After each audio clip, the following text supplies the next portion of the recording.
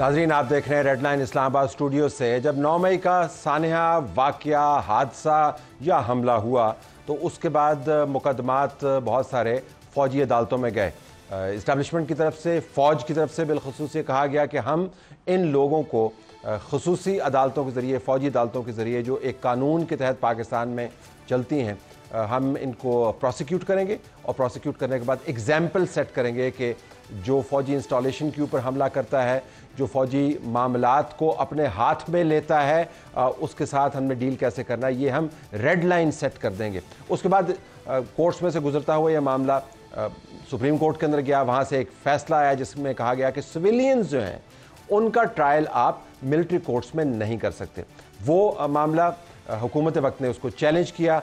अब आज supreme court ये डिसाइड कर रही है कि ये जो चैलेंज है कि सिविलियंस का ट्रायल मिलिट्री कोर्ट्स में नहीं होना चाहिए, ये 6 रुकनी बेंच ने सुनना है या 9 रुकनी बेंच ने सुनना है। मेरी नाक़िस राय में ये मामला प्रोसीजरल है। असल मामला ये है कि फ़ौजी अदालतों के ज़रिए सिविलियन का ट्रायल होना चाहिए या नहीं, किन हालात में ये ट्रायल मुमकिन है, क्या फ़ौजी अदालतें होनी चाहिए या नहीं, इसके ऊपर आज हमने प्रोग्राम तरतीब दिया है। हमारे पास सेनेटर वलीद इकबाल साहब मौजूद है, पाकिस्तान तहरीक इंसाफ के सीनियर लीडर। उनका बहुत शुक्रिया, उन्होंने ज्वाइन किया। उनके बराबर में बैरिस्टर अकील मलिक साहब जो हुकूमती तर्जुमान है बराए कानूनी अमूर, उनका भी शुक्रिया। मुस्लिम लीग नवाज़ को वो रिप्रेजेंट करते हैं। Obviously thank you very much for being with us. हमारे पास जहांगीर जदून साहब मौजूद हैं, साबिक एडवोकेट जनरल इस्लामाबाद और माहिर कानून, आपका भी शुक्रिया। Thank you. तो ज़रा मैं ओपनिंग क्वेश्चन में कर लूँ जी, क्विक राउंड। अदालतें मिलिट्री होनी चाहिए नहीं होनी चाहिए, पहले तो इसको सेटल करें, आपके ख्याल में क्या ख्याल है? Very tough question I must say दिल साहब, लेकिन बात यह है कि 9 मई के हवाले से अगर देखें तो ऑब्वियसली मिलिट्री कोर्ट्स इससे पहले भी फंक्शन करती रही हैं, लेकिन पाकिस्तान आर्मी एक्ट का जो इतलाक़ जिन पर्सनल पे होता है उस हवाले से हमने देखा कि उनका एक अपना सिस्टम है, एक अपना लीगल रिकोर्स है, उसको वो अडॉप्ट करते हैं। लेकिन 9 मई एक ऐसा वाक़या है, it's a very different situation कि जिसमें ये अप फॉर डिस्कशन है और ये आर्ग्यूबल है कि मिलिट्री कोर्ट्स सिविलियंस पे उसका इतलाक़ होना चाहिए मिलिट्री एक्ट का या नहीं, या किन हालात में होना चाहिए या किन वाक़यात की वजह से। एब्सोल्युटली। लेकिन आप मिलिट्री कोर्ट्स चूँकि कानूनी कोर्ट्स हैं, आप उनके खिलाफ नहीं है पर से। जी, इस टाइम क्या दें जी सेनेटर साहब? जी, आपने क्योंकि सवाल पूछा था और मेरे ख्याल थोड़ा सा उसको ज़्यादा एक बेहतर नहीं लेकिन एक मखसूस अंदाज में फ्रेम जो है बैरिस्टर साहब ने किया। आपका तो सवाल था मिलिट्री कोर्ट्स होनी भी चाहिए कि नहीं। जी, एक्चुअली सवाल इस वक्त जो सुप्रीम कोर्ट के सामने है वो ये नहीं है। सुप्रीम कोर्ट के सामने जो सवाल है वो यही है जो इन्होंने कहा, सिविलियंस का ट्रायल उसमें जो है, और सिविलियंस का भी अगर हो तो किन हालात में हो सकता है। तो उसमें आर्मी एक्ट जिसके तहत वो बनती हैं, और उसमें पूरा एक निज़ाम है जो कि आर्मी के अंदर एहतसाब और मिलिट्री ऑफिशियल्स के एहतसाब के लिए एक ख़ास तरीका मुख्तस है, और उसको उसमें आइन के अंदर भी कुछ कार्व आउट हुआ है उसके अंदर। लेकिन जहाँ तक सिविलियंस का ताल्लुक है, हमारा मौक़िफ़ पाकिस्तान तहरीक इंसाफ का, और मैं समझता हूँ कि international community, human rights organisations सब उससे इत्तफाक़ करते हैं, वो ये है कि ये जो मिलिट्री कोर्ट्स का सिविलियंस पे और ये 9 मई के वाक़यात के हवाले से जो इतलाक़ है वो गैर आइनी है, क्योंकि वो आर्टिकल 10A जो हमारे आइन का है, फेयर ट्रायल और ड्यू प्रोसेस, और आर्टिकल 175 जो कि सेपरेशन ऑफ पावर्स के बारे में है, कि जो है हमारी जो अस्करी इदारा जो है वो अदलिया के काम में मुदाखलत नहीं कर सकता। इसमें जज, जूरी और एक्सिक्यूशनर जो है वो एग्जीक्यूटिव बन रहा है। और ये एक हम मुआहदा है, जिस बैनुल-अक़वामी मुआहदा जिसका पाकिस्तान सिग्नेटरी है, जिसे International covenant on civil and political Rights कहा जाता है, उसका भी इनहराफ है। और जब से ये बात शुरू हुई है तब से दुनिया भर में इसके ऊपर बात हो रही है। तो 3 लेयर्स हमने एस्टैब्लिश कर लिए जदून साहब। एक तो ये कि मिलिट्री कोर्ट्स होनी चाहिए नहीं होनी चाहिए। नंबर 2, मिलिट्री कोर्ट्स के अंदर सिविलियन का ट्रायल होना चाहिए या नहीं होना चाहिए। नंबर 3, 9 मई वाले जो सिविलियंस हैं वो किस कैटेगरी में आते हैं। तो starting from the first layer, होनी चाहिए या नहीं होनी चाहिए? असूली तौर पर हैं तो हैं, वो तो आर्मी एक्ट के तहत हैं, लेकिन होनी चाहिए नहीं होनी चाहिए? नहीं, मिलिट्री कोर्ट्स तो ऑलरेडी हैं, पर ये कि the person who are subject to the army act, military courts उनके लिए। ठीक है। अब आप सिविलियन को आर्मी एक्ट के तहत सब्जेक्ट किस तरह ट्राई करेंगे, ये क्वेश्चन है इंपॉर्टेंट। ठीक है कि जी जो अभी सिविलियन जो है they are not subject to army act. लेकिन मैं ट्रायल से जाना चाह रहा हूँ कि मिलिट्री कोर्ट्स का होना बाज़ औक़ात लोगों के लिए बुरा लगता है। हैं तो वो हैं, नहीं मौजूद है, लेकिन वो उन लोगों के लिए जो subject to army act. But you are okay with that कि मिलिट्री कोर्ट्स उन लोगों के लिए होने चाहिए जो सब्जेक्ट टू आर्मी एक्ट। तो अच्छा, अब आज सिविलियंस का उसका अंदर ट्रायल जो है आपके सामने, इसके ऊपर सवालिया निशान है, या आप समझते हैं कि आप अच्छा केस बिल्ड कर सकते हैं कि बाज़ हालात में, और तब हम 9 मई पे आएंगे, मुमकिन है? नहीं, बाज़ हालात में मुमकिन है, लेकिन उसका मोडस ऑपरेंडी ये है कि you have to make the constitutional amendment. ठीक। अदरवाइज जिस तरह उन्होंने कहा है, देखिए ना, हमारी ट्राइकॉटमी ऑफ द पावर है, एग्जेक्टिव जुडिशरी के मामलात में इंटरफेयर नहीं कर सकती। और आज भी ये क्वेश्चन कोर्ट में उठा कि आया हमें ये नहीं पता कि जो लोग मिलिट्री के अंदर ट्राई किए जा चुके हैं उनको अपनी चॉइस का लॉयर्स मिला है, उनको मतलब किस तरह ट्राई किया गया, वो ओपन नहीं है ना। ठीक है। जब आप ओपन नहीं है तो ऑटोमेटिकली उसमें डाउट्स पैदा होते हैं। तो आप इसको ट्रांसपेरेंट कराने के लिए फेयर ट्रायल आर्टिकल 10A जो after the constitutional 18th amendment, तो आप उसके लिए बहुत ज़्यादा ट्रांसपेरेंसी चाहिए आपके ट्रायल के लिए, क्योंकि जो एक्यूज होता है बियॉन्ड रीजनेबल डाउट आपने एक क्रिमिनल केस पे साबित कर। तो अगर कोई दहशतगर्द है, जिस तरह जिन लोगों ने GHQ के ऊपर हमला किया, उसमें से सिविलियंस भी थे, वो मिलिट्री ट्रायल उनका हो सकता है मिलिट्री कोर्ट्स के अंदर, या नहीं? आप देखें, दहशतगर्द जो कॉन्स्टिट्यूशनल अमेंडमेंट के जरिए सनसेट क्लास डाल के 2 साल के लिए पूरी पार्लियामेंट, जब पिशावर वाला हमला हुआ था, उन्होंने कहा जी दहशतगर्दों का ट्रायल मिलिट्री कोर्ट में करें, उनके लिए एविडेंस की प्रॉब्लम है, लोग आना नहीं चाहते, ये मार देते हैं उनको, उनके लिए तो मखसूस हालात में आप मिलिट्री कोर्ट बना सकते हैं, लेकिन वो बनाई किस तरह है, वो आनी तरमीम के जरिए, क्योंकि कल को मेरे साथ एक बंदा एलिगेशन लगा लेता है जी कि इसने हमला किया है। अब देखिए ना, 9 मई के अंदर सेट ऑफ एक्यूज्ड है, अब उसको किस तरह आपने डिफरेंशिएट किया है कि ये एक्चुअली इन्वॉल्व है इस केस में, इसने एबेट किया है, इसने असेस्ट किया है, इसने प्लान किया है, इसने ऑर्गेनाइज किया है। यहाँ पर दोबारा असूली सवाल, उसके बाद वापस आपके पास आता हूँ कि असूली सवाल यही है, तो आपके ख्याल में कॉन्स्टिट्यूशनल अमेंडमेंट के जरिए आपको करना चाहिए या नहीं करना चाहिए? ये अगेन एक पार्लियामेंट के लिए सवाल है। आपसे सवाल पूछ रहा हूँ ना। मैं देखिए, मैं कहता हूँ प्रिंसिपल पोजीशन क्या, मैं अपनी प्रिंसिपल पोजीशन बता देता हूं। मैं कहता हूँ अगर कोई बंदा दहशतगर्दी में इन्वॉल्व है, इज हार्ड टेररिस्ट है, तो उसके लिए पार्लियामेंट चाहे तो बना सकती है कॉन्स्टिट्यूशनल अमेंडमेंट करके मिलिट्री कोर्ट बना दे। Parliament would you vote yes और नो? मैं हार्ड कोर दहशतगर्दों के लिए वोट यस। चल मैंने सवाल का जवाब निकला, ये vote yes. Hard core terrorist के लिए यस। यस। देखें, एक एग्जांपल मौजूद है, आई थिंक जदून साहब जहाँ पे रेफर जिस चीज़ को कर रहे थे वो प्रोटेक्शन ऑफ पाकिस्तान ऑर्डिनेंस, और उसके बाद वो एक्ट भी आया, देखा कि जो हार्ड कोर टेररिस्ट हैं उनको उनकी स्पेसिफिक कोर्ट्स में ट्राई किया गया, और वो सारे मामला हमें देखें, बिकॉज ऑब्वियसली सर्टन जिस तरह इन्होंने इश्यूज हाईलाइट किए कि विटनेसेस का इशू था कि विटनेसेस को प्रोटेक्शन भी दी जानी है, और जज कौन है, एंड सो फोर्थ। लेकिन शफाफियत नहीं है, पहुंच नहीं है। बहुत आज की प्रोसीडिंग से तलक साहब, मुझे जो मैं समझता हूँ खुशाइन बात है वो ये है कि कम से कम वो ऑर्डर्स जो है सुप्रीम कोर्ट ने मंगा लिए हैं, और सुप्रीम कोर्ट देखेगा कि क्या प्रोसीजर उसमें फॉलो हुआ है, and whether that procedure, I think next question supreme court ये देखेगा इसमें कि आया कोई कॉन्स्टिट्यूशनल जो राइट था या फंडामेंटल राइट था उसकी कोई वायलेशन हुई है, मालूमात है, या आपकी सजेशन है क्या है? जब मैं समझता हूं कि एक ऑर्डर जो जिन 20 लोगों की बात की कि जिनको शॉर्ट टर्म जेल टर्म्स हुई हैं और शॉर्ट पे छोड़ दिया गया, सेंटेंसेस हुई हैं, ईद पे जिनको छोड़ा गया, उनके ऑर्डर्स आ जाएंगे,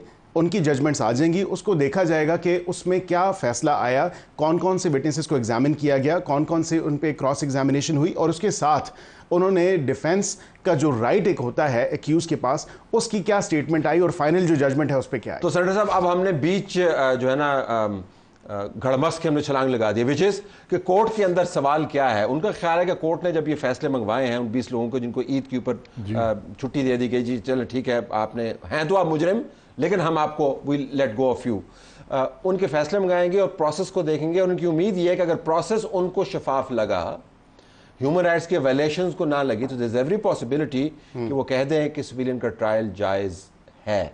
इम्कान ये है। Your take?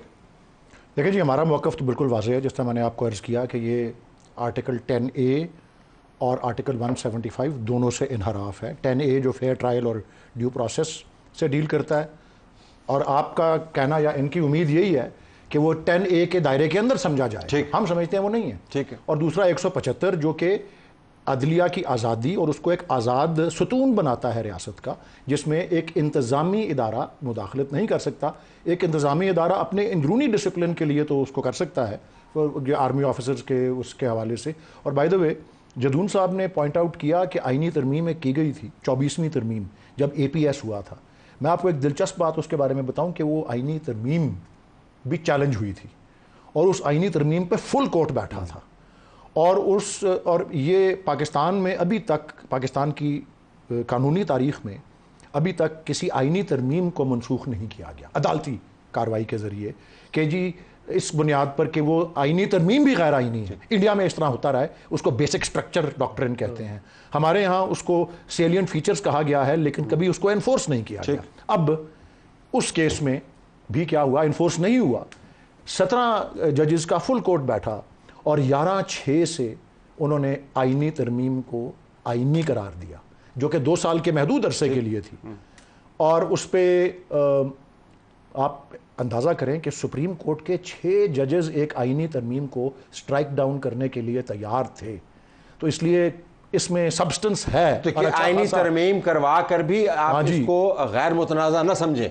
जी बिल्कुल, क्योंकि एक आइन की एक बुनियादी साख्त होती है, बेसिक स्ट्रक्चर होता है। और अगर कोई आप 100% पार्लियामेंट की मेजॉरिटी से भी एक तरमीम करके उस स्ट्रक्चर को अगर डिमोलिश कर दें या उसमें उसको इम्पेयर कर दें या उसको किसी तरह से मसख करें, तो वो फिर तरमीम भी गैर आईनी समझी जा सकती है। और मैंने कहा है ना कि हिंदुस्तान के अदालत में तो मिसालें ये तो आए रोज डे इन डे आउट हम देखते हैं। जदून साहब भी बताएंगे something that's ultra vires to the constitution, तो वो जुडिशियल रिव्यू उस पे सब्जेक्ट है। इस केस में सिर्फ वही कह रहे हैं कि मिलिट्री कोर्ट्स के अंदर सिविलियन के ट्रायल वाला मामला जो है आईनी तरमीम के बावजूद कोर्ट के अंदर जाके ओपिनियन में भी divided, so don't counter it could be that's for the जजेस टू सी कि आया कि 10A की कोई वायलेशन हुई है या नहीं हुई है, ड्यू प्रोसेस फॉलो हुआ है या नहीं हुआ, फेयर ट्रायल मिला है उन लोगों को या नहीं मिला। बट उससे पहले मैं जब तक वो अदालत में फैसले देखे ना जा सकें, और मैं खुद because I am not privy to those judgement, so जब तक जब पब्लिक नॉलेज इशू आ गया ना बीच में, क्योंकि you are not privy to the judgment, I can't actually give you an opinion on this. ये एक इस तरह ये भी एक काबिल जिक्र बात है कि ये एक इंट्रा कोर्ट अपील है। जी बिल्कुल, एक फैसला हो चुका है। जी बिल्कुल, वो मुत्तफिका फैसला था, unanimous decision of a 5 member supreme court bench, जिसको आज भी अगर आप अभी आज दोपहर की अपडेट देख लें ऑनलाइन पेपर्स में, एक अंग्रेजी अखबार ने उसको वाइडली प्रेज्ड डिसीजन कहा हुआ। बिल्कुल। और फिर अब सवाल यही है कि 6 जजेस सुनेंगे कि 9 सुनेंगे। अब वो जस्टिस जवाद एस खाजा, साबिक चीफ जस्टिस ऑफ पाकिस्तान, वो पटिशनर्स में से एक हैं। सिमिलरली और भी हमारे यहाँ से भी पटिशन हुई हुई हैं। सो ये एक बड़ा सीरियस मामला है, और मैंने अपना मौक़िफ़ तो 2 या 3 दफ़ा वाज़े कर दिया कि हम समझते हैं कि कतई तौर पर ये गैर आईनी है। और जिदू साहब ये जो हम उसके भी ये जो ईद के ऊपर लोगों को छोड़ा वोड़ा गया, हम नहीं समझते कि बड़ा एहसान किया है, हम समझते हैं सारा प्रोसेस ही गलत। क्योंकि आपने आपका आर्गुमेंट ये है ना जी कि आपने उनको होना ही नहीं चाहिए था, मुजरमान पहले उनको एस्टैब्लिश किया फिर उनको छोड़ा, तो वो मुजरिम है ही नहीं। आप कहते हैं ट्रायल उनका वो गलत फोरम। ये मिस्टेक थी वैसे सिविलियंस को भेजना, ये मामला जो है क्या जल्दी में हो गए? 9 मई हुआ, उसके बाद उन्होंने कहा जी कि हमने एक बड़ा स्ट्रॉन्ग स्टेटमेंट देना है, फौजी इंस्टॉलेशन के ऊपर हमले हुए हैं, तोपों को दरियाबुर्द किया गया है, मुजस्समों पर हमले हुए हैं, core commander house, so army has to do something. लेकिन अब दे डिस्कवर्ड कि प्रॉब्ली शायद जल्दी में हुआ नहीं। देखिए, अब 9 मई के वाक़े को किसी ने एंडोर्स नहीं किया, अक्रॉस द बोर्ड लोगों ने कंडेम किया कि इस तरह नहीं होना चाहिए। पाकिस्तान की हिस्ट्री में बहुत वाक़े हुए हैं, लेकिन इस तरह अटैक नहीं करना चाहिए। लेकिन अब उस अटैक करना चाहिए नहीं, मतलब नहीं करना चाहिए, नहीं करना चाहिए किसी भी तरह। किसी इंस्टॉलेशन को, आर्मी को, आप पूरी स्टेट की है ना, किसी एक शख्स की, आर्मी की तो नहीं, आर्मी की चलो उस सिंबल है, लेकिन पूरी स्टेट की है। अब कोर्ट्स का आप बेहतर समझे, लेकिन नाज़रीन के लिए कोर्ट्स, मिलिट्री कोर्ट्स के अंदर जो केसेस की जस्टिफिकेशन दी जाती है एस्टैब्लिशमेंट की तरफ से और हुकूमत की तरफ से, वो यही है कि इसके अंदर जो टारगेट किया गया है वो फौजी इंस्टॉलेशंस है, कोर कमांडर। हमारी जो सिविलियन अदालतों ने एंटी टेररिस्ट कोर्ट है, फिर हमारा उन पे एतमाद नहीं है, तो मतलब है कि वो ट्रायल नहीं कर सकते। इसमें कोई डेथ पेनल्टी का केस नहीं है, इसमें कोई लाइफ इंप्रिजनमेंट का नॉर्म मेरे ख्याल में केस नहीं है। अगर आपने 2-3 साल सजा देनी है, तो अगर 1 साल हो भी गया तकरीबन, तो आप एंटी टेररिस्ट कोर्ट में उनको प्रोड्यूस कर लें। प्रोसिक्यूशन इसमें कौन से इतने आर्ट टेररिस्ट को वो कि वो विटनेस को मार देंगे। लेकिन ATA में भी ये जाना चाहिए नहीं, वो दैट्स अ सेपरेट, ATA के अंदर जाना चाहिए आपके? नहीं, ATA देखें, हमारे पास जो सिविलियन जो सेटअप है ना, वो ATA है, एंटी टेररिज्म कोर्ट है। अगर आप कहते हैं कि इस बंदे ने टेररिज्म किया है या वायलेंस किया है, तो आप उसको ट्राई कर सकते हैं, ठीक है। और उसमें अगर आपने सजा 2 साल देनी है, साल देनी है, सर भी कहें जी अभी ये 20 बंदे बरी हो गए हैं, इन्होंने सजा पूरी कर ली है। अब देखें ना, वो कहते हैं जी कोर्ट ही ठीक नहीं थी, तो फिर उनकी सजा वो तो मैं जदून साहब की शायद बात से विद ऑल ड्यू रिस्पेक्ट मैं इत्तेफाक नहीं करूंगा। And the reason is that कि ATA के अंदर भी आपको देखना है कि क्या उस एक्ट का इतलाक होगा या नहीं होगा। वो ऑब्वियसली तो हर कोर्ट के अंदर ये है कि ऑफेंस बनता है या नहीं बनता। लेकिन अगर आप देखें ना, मिलिट्री कोर्ट में ट्राई करते हैं, तो आपके पास सिविलियन कोर्ट, वो कह रहे हैं कि बेसिकली सिविलियन स्ट्रक्चर है। लेकिन वापस इसके ऊपर अगर आप आए, क्या जल्दी में ये हुआ ये फैसला? अब विद हाइंडसाइट जब देखते हैं, क्योंकि अब सुप्रीम कोर्ट के सामने है, एक फैसला उसके खिलाफ आ चुका है, आईनी तरमीम की आपने तारीख बता दी है, तो अब सुप्रीम कोर्ट उससे आगे क्या करेगा इसको? देखिए तलत साहब, अगर एक दो केस भी ऐसे हो जाते हैं जो आपको ह्यूमन राइट्स के अगेंस्ट लगते हैं ना, तो पूरा सिस्टम के अंदर एक स्टिग्मा लग जाता है। ठीक। मिसाल के तौर पर अगर आपने एक बंदे को अरेस्ट कर लिया है, उसके लवाकिन को या उसकी फैमिली को बताएं कि ये अरेस्ट कर लिया है, ये इसके ग्राउंड्स हैं अरेस्ट करने के, उस पर कोई डिफरेंस नहीं है, चाहे मेरा कोई बंदा है, आपका कोई बंदा है, उनका बंदा है, वो उस पर कानूनी कार्रवाई करेंगे। लेकिन आप एक बंदे को उठा के उसका 1 महीने 2 महीने 3 महीने पता ही नहीं चलता किधर गया है, चाहे वो जो भी है, बताएं तो सही ना, आप कानून के मुताबिक करना है ना। तो फिर आज आप सुप्रीम कोर्ट में देखा क्या हुआ है, एक आपके साफी साहब जो है वो तकरीबन रो पड़े थे। जी बिल्कुल बिल्कुल, हसन के वालिद जो हैं अपने, उन्होंने उससे पहले उनकी दो लोग लापता हैं, दो लोग लापता हैं जी, एक तो हसन न्याजी और दूसरे मियां आबाद फारूक जी, नोबडी नोज कि वो कहाँ पे। जी बिल्कुल, लेकिन जरा वापस इसके ऊपर है तो मेरे ख्याल में हुकूमत की पोजीशन थोड़ी सी ऑकवर्ड है।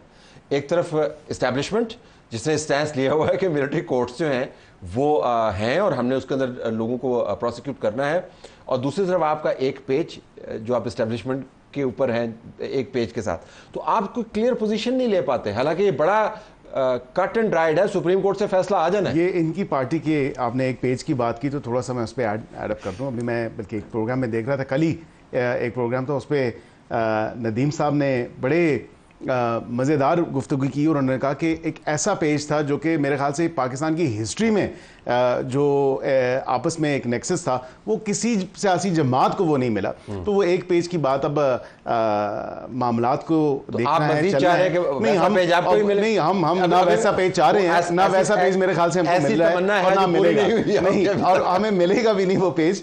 जहां तक आपने देखें बात की हुकूमत should take a clear stance on and I think generally हुकूमत has taken somewhat a clear stance because somewhat clear क्या होता है सर? देखिए somewhat clear in that sense या somewhat a clear stance because obviously ये मामला sub judice है, हम उस पे अब ये political प्रोसीजर कमेटी के पास चला गया है, लार्जर बेंच बनेगा।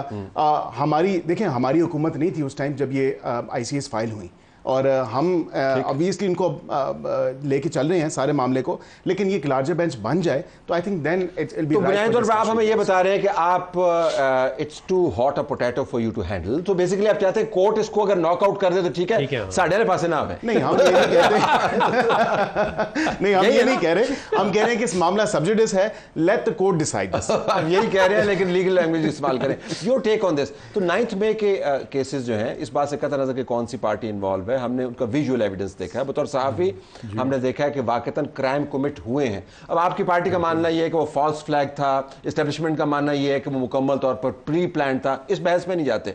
तो वो जो जराइम की जब आप नौयत देखते हैं, हमलों की जब आप नौयत देखते हैं, इस बात से कतई नजर कि वो क्यों हुआ, किसने किया, वो फिर किस कैटेगरी के अंदर आता है? वो रियासत पर हमला था, वो दहशतगर्दी थी, वो कानून को तोड़ना, वो क्या था? देखिए जी, इस बात को मैं बिल्कुल वाज़ेह तौर पे दो बातें वाज़ेह तौर पे करना चाहता हूँ। वायलेंस को किसी सूरत भी जो है कंडोन नहीं किया जा सकता या उसकी मजम्मत किए बगैर जो है वो मुनासिब नहीं। was it just violence? Violence पे एक चीज़ ठीक, लेकिन दूसरी तरफ ये बात है कि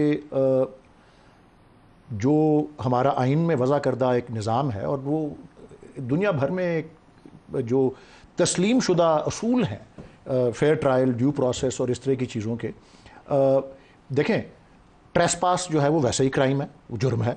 आप किसी जगह को फलांग के अंदर चले जाएं, वो मेरा घर हो या आपका घर हो या किसी अफसर का घर हो, या आप किसी को आप मतलब आप जलाओ घेराव करें, आर्सन जो है वो क्राइम है, तोड़ना फोड़ना क्राइम है, लूटिंग जो है वो क्राइम है, और बल्कि वो ऑर्डिनरी कोर्ट्स में पाकिस्तान पीनल कोड के तहत वो क्राइम्स जो हैं प्रोसिक्यूट हो सकती हैं। मेरे ख्याल में एक फ़र्क है उन लोगों में जिन्होंने मुसल्ला होकर प्री मेडिटेटेड एक ट्रेसपास करके बंदूकों से, असलहे से, ऑटोमेटिक वेपन से, ग्रेनेड से GHQ पे अटैक किया, वो 2010 था जी। उसमें बेतहाशा फ़र्क है उनके इंटेंट में, और एक एंग्री मॉब जो है जिसको किसी ने मुश्ताइल करके गुमराह भी कर दिया हो। अभी तो उस पर हमारा तो ये भी 23 मई से हमारा एक मौक़िफ़ और हमारी पिटिशन पेंडिंग है इन द सुप्रीम कोर्ट कि इस पर शफाफ इंक्वायरी होनी चाहिए कि ये वायलेंस किस तरह से हुआ, किसने एस्केलेट किया, किसने होने दिया, किसने किया, वगैरह वगैरह। ये कोई हमारी तरफ से ये ज़रूर कह सकते हैं कि प्री प्लान था कि जी अगर हमारे बानी चेयरमैन अरेस्ट हो तो एहतजाज होगा,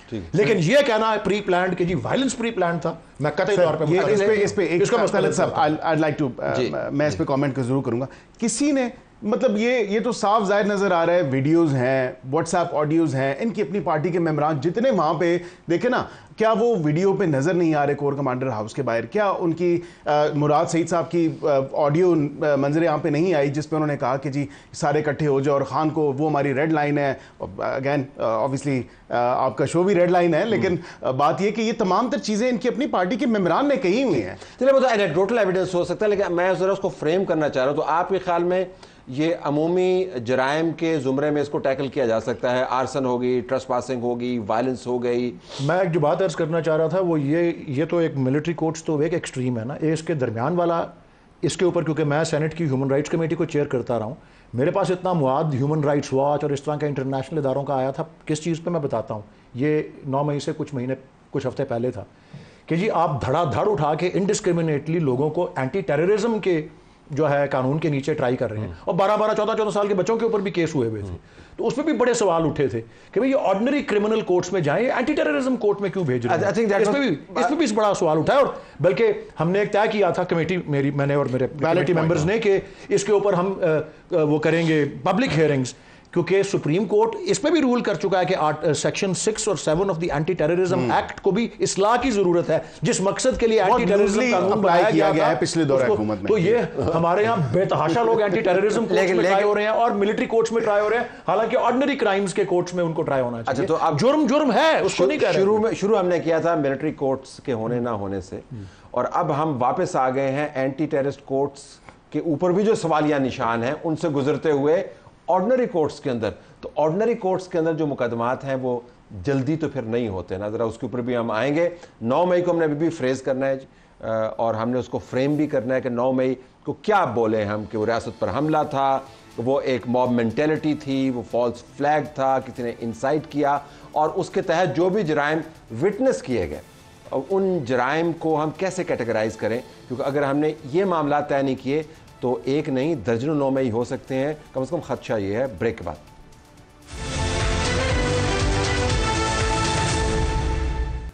फौजी अदालतें सिविलियंस के लिए नहीं बनी हुई, अदालत ने इसके ऊपर फैसला करना है। फौजी अदालतों के अंदर सिविलियन का ट्रायल कैसे हो सकता है? जरूर साहब जरा इसके ऊपर वापस आते हैं। पीटीआई के दौर में, मैं जस्टिफाई नहीं कर रहा, 29 लोगों को बिल्कुल फौजी अदालतों के जरिए सिविलियंस को सजा हुई, तो वो फिर किस कैटेगरी के अंदर आएगा? जब इनकी पार्टी का स्टैंस है, मैं जरा पहले न्यूट्रल लीगल ओपिनियन ले लूं, तो जब इनकी पार्टी का स्टैंस है कि बिल्कुल कुल्ली तौर पे गलत है, तो उसका मतलब ये है, तो फिर उनके ट्रायल की क्या कैफियत होगी? जुल्फकार अली भुट्टो वाला ट्रायल हम उनको करेंगे जी, हमने तो ट्रायल नहीं देखें, ये तो इनकी पार्टी की मदरत के साथ ये बैठे हैं खालिद वलीद साहब, ये हमेशा यू टर्न लेते हैं। जो काम ये खुद कहते हैं ये गलत था, जब ये खुद पावर में आते हैं, ठीक है, वो कहते हैं जी नहीं गलत था। इनका कंसिस्टेंट स्टांस किस पे है? या तो ये माफ़ी मांगे ना कि जो हमने वो ट्रायल किए हैं मिलिट्री कोर्ट के वो गलत थे। इनका तो देखें ना, आप इनकी पूरी हिस्ट्री देखें ना, जब एक काम करते हैं ठीक था, अगर ये वाकया इनकी हो जाता ना दौरे हुकूमत में, अगर जो होने वाला 9 मई तोबा, ये कहते हैं इनको सजाए मौत, तो मिलिट्री भी इन्होंने इंस्टॉलेशन पे हमले किए हैं, सजाए मौत, तो ये तो डेथ पेनल्टी। चलिए इसका तो रिस्पॉन्स देंगे, लेकिन मैं आपसे जानना चाहूंगा कि अगर कोर्ट ने नॉकआउट कर दिया कि मुमकिन नहीं है, नहीं होना चाहिए, जी जी, तो रेट्रोस्पेक्टिवली जिनका हुआ उनके ट्रायल का क्या करेंगे आप? देखिए उनका जो देखें ना, सजा तो अगर उन्होंने साल भुगत लिया तो वापस नहीं हो सकती। इस तरह भुट्टो का ट्रायल एग्जीक्यूट हो गया, एग्जीक्यूशन हो गई है, लेकिन वो कह सकते हैं कि ट्रायल गलत था। अब वही पैटर्न यहाँ पे अप्लाई होगा कि जिस बंदे ने 1 साल सजा हो गई है, साल से ज़्यादा निकाल लिया उसने, तो वो कहेंगे जी ट्रायल नहीं ठीक था, लेकिन सजा हो गई है, वो एग्जीक्यूट हो गई। फैसला रेट्रोस्पेक्टिव तो नहीं हो सकता, प्रोस्पेक्टिव होगा। नहीं, फैसला तो रेट्रोस्पेक्टिव नहीं हो सकता, लेकिन लोग इंटरप्रिटेशन कर सकते हैं कि ये जो इनका ट्रायल हुआ है ये गलत हुआ है, ये मिलिट्री कोर्ट में नहीं होना चाहिए था, इसका प्रिजाइडिंग अफसर जो था कोई मेजर था, कर्नल था, उसने फेयर ट्रायल नहीं दिया है, लेकिन अब सजा हो चुकी है, इनको एग्जीक्यूट हो चुकी है, अब इसका तो कोई। सेंटर साहब आपके दौर में तो हुआ, ये 29 लोगों का ट्रायल हुआ। देखिए जी, मैं इससे आगाह नहीं हूँ कि वो किन हालात में हुआ और किसने रेकमेंड किया। मैं वहाँ होता तो मैं ना रेकमेंड करता ये, और मैं होता तो उसकी मुखालफत करता। और मतलब हमें यही कहा जाता है ना कि जब हमने कोई आज से 1 साल पहले किसी मौके पे कहा कि ये टेलीफोन की रिकॉर्डिंग करना, टैपिंग करना, नशर करना, ये सारा गैर आईनी है, मैंने कहा जी आपके टाइम में भी हो रहा था, तो क्या उससे आईनी पोजीशन बदल जाती है? देखो, अगर हमारे दौर में कोई सिविलियंस का ट्रायल मिलिट्री कोर्ट में हुआ है तो क्या आईनी पोजीशन बदलती है उससे? मेरे नज़दीक तो नहीं बदलती। आईनी पोजीशन वही है जो आर्टिकल 10A और आर्टिकल 175, और हम कहता है हम उसे स्टैंड बाय करते हैं। अब हमारे उस वक्त के लॉ मिनिस्टर तो फरोग नसीम साहब थे ना, बुलाए ना उनको। वो किससे अहकामात ले रहे थे? प्राइम मिनिस्टर से ऑर्डर्स ले रहे थे, किसी और से ऑर्डर्स ले रहे थे? ये देखे ना उनसे। अब आपने एक बात शुरू कर दी ना, आपने काबीना का मेंबर है, अच्छा उससे लगा क्यों? नहीं, काबीना के मेंबर को छोड़े, ये टेलीविजन पे बानी पीटीआई ने कहा है कि इन एजेंसियों का काम ये है कि ये फाइलें खोलें, करप्शन को ट्रेस करें और टेलीफोन को। जी बिल्कुल, उन्होंने कमिट किया हुआ है कि फोन टैपिंग को जस्टिफाई किया हुआ है प्राइम मिनिस्टर। ये माशाल्लाह, बट मेरे हमेशा मेरिट पे बात करते हैं। ठीक है, तो मैं जरा आईनी कानूनी पोजीशन, तो इन 29 लोगों जिनको सजा हो चुकी है किसी भी वजह से आपके दौर में, आईनी पोजीशन अगर वही हुई जिसका आपने जिक्र किया, तो इनके लिए आप क्या रिकमेंड करेंगे? नहीं जी, उसमें तो यही है ना कि वो पास्ट एंड क्लोज ट्रांजैक्शंस तस्वर की जाती हैं, कानून में यही वो होता है। बट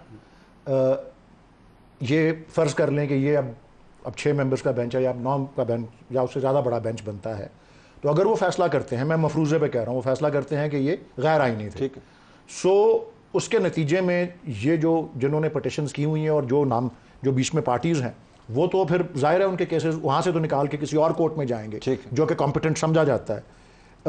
लेकिन मैं फ़र्ज़ कर लें वो 10 या 20 लोग थे जो ईद के ऊपर छोड़ दिए गए थे, उनके लिए आई थिंक कोई ख़ास हुक्म डेफिनेटली उसका और जजमेंट का हिस्सा होगा कि उनको अब क्या तस्वर किया जाना है, क्या उनका कोई रीट्रायल कहीं और होगा, क्या वो कन्विक्टेड समझे जाएंगे, एंड हो सकता है एंड मुमकिन है कि जो ऑलरेडी सज़ाएं सर्व कर रहे हैं इसके नीचे उनके बारे में भी कोई यकीनन I am sure supreme court के पास इख्तियार है टू डू कंप्लीट जस्टिस, तो उसमें उनका क्या बनेगा का जवाब मेरे पास नहीं है। I think the court will address the point. Your take इस पे देखें, जिस तरह बात की कि 29 लोगों के मिलिट्री ट्रायल्स हुए इनके दौर हुकूमत में, ये खुद भी कह चुके हैं कि ये चेयरमैन ह्यूमन राइट्स कमेटी रहे हैं सेनेट की एक कमेटी में, लेकिन उस टाइम शायद ये बात ज़ेर बहस नहीं आई अपने दौर हुकूमत में। It's easier said than done.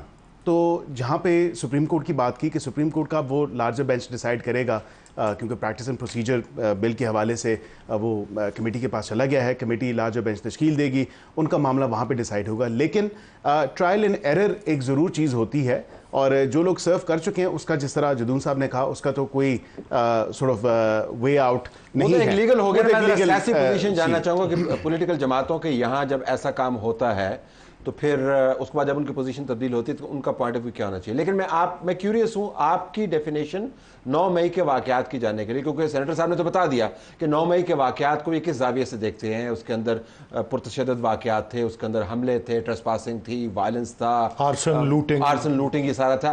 आप 9 मई को कैसे देखते हैं, जरा आपका पॉइंट ऑफ व्यू भी है। मेरा पॉइंट ऑफ व्यू है जी, it was an attack on the state and it should be dealt iron handedly, and उसमें कोई इफ्स एंड कोई बट्स नहीं है। उसकी वजह यह है कि जो हमारे मॉब अटैक था, वो तंजीमी अटैक था, attack on the state, and bluntly plainly इसको पुट करें तो वो रियासत पे हमला था, और इससे ज़्यादा आगे ना कोई चीज़ है और ना ही इससे पीछे कोई चीज़ हो सकती है कि जब आपकी रियासत पे हमला हो जाए, उसको किसी भी किस्म का no words no actions can actually condone that. ठीक, सो रियासत पर हमला उस किस्म का जिस किस्म का अमेरिका के अंदर ट्रंप के दौर में हुआ, वो टाइप थी, कैटेगरी थी, उसको भी ट्राई नहीं, उससे आई थिंक 2 हाथ आ गई थी। सो आपके ख्याल में इंतहाई संजीदा है? हाँ, इंतहाई संजीदा, और ट्रंप के हवाले से भी वो 1300 कुछ लोग उनको वहाँ ट्रायल कोर्ट्स में नहीं हुआ था, लेकिन उनको भी सजाएं मिल रही हैं, नॉर्मल आम अदालतों में हो रहा है ना, नॉर्मल कोर्ट्स में हो रहा है, क्राइम्स की कमिटेड। 9 मई फिर क्या था जी, जरा हम ये डिफाइन करना बड़ा जरूरी है, क्योंकि उससे ये तमाम बहस फूट रही है कि किस कोर्ट में होना चाहिए। इसमें तो देखें ना,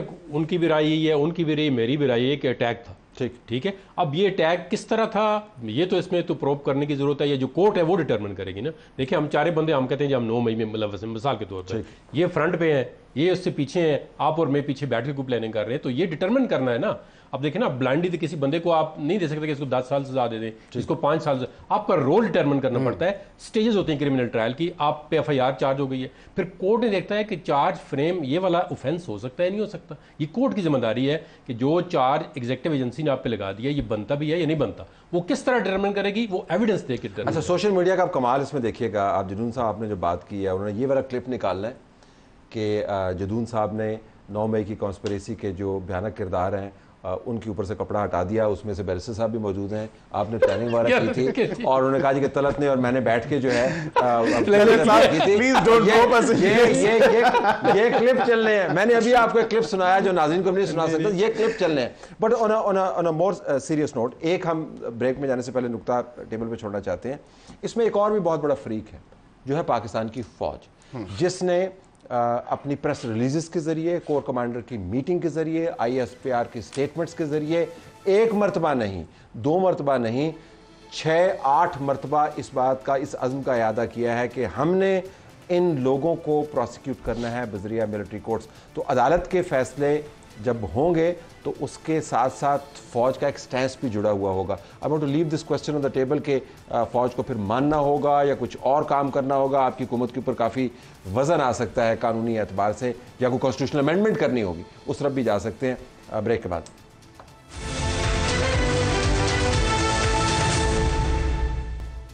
9 मई के वाक़यात के बाद मुकदमात गए फ़ौजी अदालतों के अंदर। वो मुकदमा फ़ौजी अदालतों से मुतल्लिक़ गया सुप्रीम कोर्ट के अंदर। सुप्रीम कोर्ट ने कह दिया सिविलियन का ट्रायल मुमकिन नहीं है। हुकूमत उसके ख़िलाफ़ अपील में गई और अब ये फ़ैसला होना है कि अदालत ने वो अपील कितने मेंबरान वाले बेंच से सुननी है, 6 वाले से सुननी है, 9 वाले से सुननी है, फुल कोर्ट उसके ऊपर बैठेगी।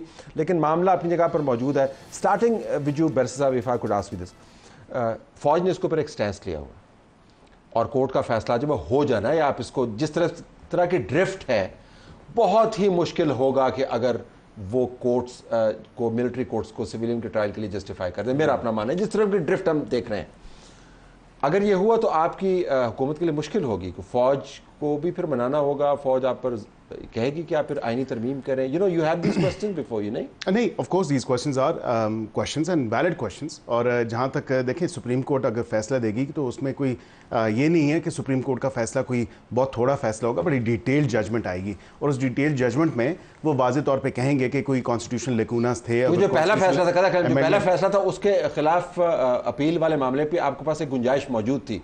अब अगर फुल कोर्ट बैठती है तो फिर मेरे ख्याल में वो गुंजाइश भी खत्म हो जाएगी, फिर आपको इंप्लीमेंट करना पड़ेगा। नहीं, वो रिव्यू में भी जाया जा सकता है और वो बहुत नैरो होगा ना जी। फिर तो रिव्यू जनरली नैरो है, लेकिन इनके दौरा हुकूमत में क्यूरेटिव रिव्यू भी हमने देखा, तो वो भी वो वाले देखा जा सकता है। वो सहूलत मुहैया नहीं उन जजेस की। नहीं, यहाँ पे देखें कॉन्स्टिट्यूशनल अमेंडमेंट की बात की तो उस पर एक, अगर बिल फर्ज for the sake of argument court का फैसला आता है और कोर्ट कहती है कि इसमें कॉन्स्टिट्यूशनल अमेंडमेंट के बगैर जो है, या ये आउटराइटली इलीगल था, या अगेंस्ट द कॉन्स्टिट्यूशन था, या अल्ट्रावायरस टू द कॉन्स्टिट्यूशन था, तो इस चीज़ को देखना होगा। और अगर कोई स्टेप्स या वे फॉरवर्ड वो कहते हैं कि जी इसमें कॉन्स्टिट्यूशनल अमेंडमेंट के बगैर आप नहीं किया जा सकता इसका इतलाक, तो गवर्नमेंट फिर सोचेगी एट दैट पर्टिकुलर टाइम। लेकिन ये तो देखे ना, प्रीएम्प्ट तो नहीं किया जा सकता कि कोर्ट ने ये फैसला देना है तो पहले बिल्कुल नहीं सोचना चाहिए। हाँ, हमें पहले नहीं सोचना चाहिए, खुदा ना खास्ता बिल्कुल नहीं सोचना चाहिए। हमें पर्टिकुलर टाइम जजमेंट आने तज्जियाती तौर पर पहले ही सोचते हैं ताकि तैयार हो। फौज की पोजीशन इसको बड़ी क्लियर है। Where will that fit in? देखें जी, वो तो अब डिपेंड करता है फैसला क्या आता है। मैं आपको सिर्फ ये for the sake of completeness पढ़ दूं कि international covenant on civil and political rights का आर्टिकल 14 का रेलिवेंट पार्ट क्या कहता है? Everyone shall be entitled to a fair and public hearing by a competent, independent and impartial tribunal established by law. तो ये इंटरनेशनल पोजीशन है, हमारा अपना आइन है, वगैरह वगैरह। ISPR की प्रेस रिलीज भी मेरी बात सुन लें। अच्छा, अब ये उन्होंने बड़े वाज़ेह अंदाज से कहा कि हमने करना है। बिल्कुल जी, मैं और बहुत सी चीज़ें भी बहुत से मौक़ों पे कही गई। अगर अदालत एक जो कुली इख्तियार रखती है एक चीज़ के आइनी और गैर आइनी होने का, एक बारी वो फैसला कर दे और एक मौक़िफ़ गलत तसव्वुर हो जाए और उस पर मोहर तस्दीक सब्त हो जाए, तो क्या इसमें ऐसी बड़ी मायूब बात क्या है? क्या हमारा एक इदारा ऐसा है जो कभी गलतियाँ ही नहीं कर सकता? मतलब उसकी क़यादत जो है, क्या मोहतरमा फ़ातिमा जिन्ना को फील्ड मार्शल अयूब खान ने जिस तरह शिकस्त दी वो गलती नहीं थी? जिस तरह तकसीम पैदा हुई उससे, क्या 1971 में 16 दिसंबर जो हुआ वो गलती नहीं थी? क्या जो अफ़गान वॉर के अंदर जिस तरह से हमने अपने मुल्क को अपना लाइट आर्म्स से और ड्रग्स से प्रोलिफरेशन कर दी, वो ज़ाई दौर में वो गलती नहीं थी? क्या एक कॉल पे ढेर हो जाना मुशर्रफ दौर के अंदर वो गलती नहीं थी? गलतियाँ नहीं होती इन इदारों से। तो भाई अगर एक गलत स्टैंड ले लिया है पॉलिटिकली तो 8 फरवरी को मैं वेट कर रहा था बाजवा साहब कर भी है, वो नैरेटिव पर ही रुके नहीं, क्योंकि वो दौरे हुकूमत अब उनका नहीं था ना ऑफिशियली, तो वो नहीं रूल कर रहे थे। उनके बड़ी बोंगियां उनकी हुकूमत दौरे हुकूमत में भी मारी गई। बहरहाल तो मैं तो यही अर्ज कर रहा हूं कि गलती करने से कोई इदारा, कोई रियासत का सुतून बालातर नहीं है। अगर गलती हुई तो उसको तस्लीम करें and move on. I mean दूसरी अदालतों में प्रोसिक्यूट करें जहां हो सकता है। ये इनको बरी जिम्मा तो नहीं करार दे दिया गया, सिर्फ ये कह दिया गया है कि ये प्रोसेस गलत है, बाकी तमाम जो जराइम हैं उनकी सजा मुतल्लिका अदालतों से हो सकती है। पावर पॉलिटिक्स के साथ ये मामला जुड़ गया है। फौज ने एक पोजीशन इसके ऊपर ली हुई है। उनका ख्याल है कि उनके वो इसको अपना 9/11 कहते हैं और वो कहते हैं कि मुल्क पर, रियासत पर तो हमला था लेकिन हम पर भी हमला था और हमारी अदालतों ने करना है। अब अदालत की तरफ से अगर ये फैसला आ जाता है मफरूज़े की बुनियाद पर तो फिर पावर पॉलिटिक्स के अंदर ज़रा तलातम होगा या आपके ख्याल में फैसले को मान लेना चाहिए देन मूव ऑन? नहीं, ट्रायल को आपका सवाल बड़ा इंपॉर्टेंट है और इसमें देखिए rule of law and the constitution, इससे बहु कोई भी इदारा नहीं है। अगर आपने आइन को मानना है, अगर आप रूल ऑफ लॉ को मानना है तो वो भी हमारे इदारे हैं, ये भी हमारे इदारे हैं। अगर अदालत ने ये कह दिया तो उस अदारे को भी अदालत की बात माननी चाहिए। अगर नहीं मानेंगे तो फिर एनार्की पैदा हो जाएगी, फिर तो मतलब रूल ऑफ लॉ नहीं है, फिर आइन नहीं है, फिर इस मुल्क के अंदर फिर सीधा सारा दूसरा काम। और आप ये चाहेंगे कि ये 9 मई के जो ट्रायल है अगर दूसरी अदालतों के अंदर जाए तो वहां पर इनका स्विफ्टली फैसला होना, स्विफ्टली, अगर ये लिंगर ऑन करते रहेंगे बिल्कुल ये गलत है। देखिए इसी वजह से प्रॉब्लम पैदा होती है ना, आपके अदालत के अंदर कैपेसिटी नहीं है, कॉम्पिटेंसी नहीं है कि एक अगर लॉ ने लिख दिया है कि 6 मंथ के अंदर डिसाइड करें, तो ये गवर्नमेंट का प्रोसिक्यूशन का मैंडेट है कि उसको 6 महीने के अंदर खत्म कराए। और cost of litigation act Islamabad के अंदर नाफिज है कि भाई आप कॉस्ट डालें, जजमेंट क्यों लेते हैं, आप ना देना। अब देखिए ना, अदालत का तो मामला A, B, C 3 अदालतें हो, आपने तो सजा देनी ना अगर उसके खिलाफ जुर्म साबित होता है, चाहे मिलिट्री कोर्ट है, सिविल है। अगर मिलिट्री कोर्ट आइन के अंदर कॉन्सेप्ट नहीं है तो उन इदारों को सिविल अदालत का कॉन्सेप्ट एक्सेप्ट करना चाहिए और सजा एक बंदे को सजा ही देनी है ना। अगर मैं आपसे बिल्कुल एक ट्रिकी सवाल नहीं है ये, लेकिन मैं जनरली आपसे जानना चाह रहा हूँ, मौजूदा जो निज़ाम है जिसके अंदर आप हम सब प्रैक्टिस करते हैं, देखते हैं कि वो निज़ाम चल कैसे रहा है, हमें सुप्रीम कोर्ट के केसेस के बर्डन का भी पता है, लोअर कोर्ट्स के हालात का भी पता है। इस निज़ाम के अंदर आप 9 मई के केसेस लेके जाएंगे, क्या उम्मीद है कि 6 महीने के अंदर फैसले हो जाएंगे? कोई उम्मीद नहीं 6 महीने के अंदर फैसले हो जाए। उसकी वजह ये ना 58,000 जो है हाईएस्ट पेंडेंसी सुप्रीम कोर्ट के अंदर हो चुकी है आज की डेट में। 58,000 केस जो है पेंडिंग है। अब हम एक सियासी केस लेके बैठे होते हैं सुप्रीम कोर्ट के अंदर और मर्डर ट्रायल, अभी कोई क्रिमिनल जो है, जितने जज काम कर रहे हैं उनमें कोई एक्सपर्ट क्रिमिनल जो है जज खत्म हो गया, अब वो एक मर्डर ट्रायल करना है, हर जज जो है अवॉइड कर रहा है जजमेंट लिखने से या केस ही सुनने से। ये मैं आपको बिल्कुल फैक्ट की बात बता रहा हूँ। उधर से सुप्रीम कोर्ट का फैसला होगा, उधर से फौज की तवक्कुआत होंगी, उधर से ये निजाम होगा जिसके अंदर फैसला नहीं होना, यू आर स्टक। क्या करेंगे आप? विल फाइंड अ वे। फिर क्या किया जाए? 9 मई का फैसला कैसे होगा?